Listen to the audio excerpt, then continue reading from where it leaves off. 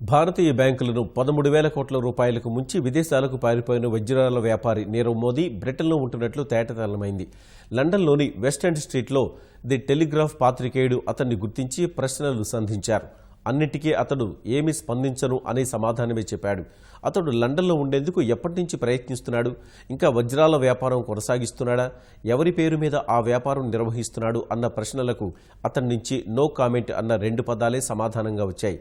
లండన్లో ఉన్న అతన్ని భారత్కు తిరిగి తీసుకొచ్చేందుకు భారత్ చేస్తున్న ప్రయత్నాలపైన అదే సమాధానం వచ్చింది. రాజకీయ శరణ కోసం ఏమైనా దరఖాస్తు చేసుకున్నారా అన్న ప్రశ్నకు కూడా ఇలాంటి జవాబే ఎదురైంది.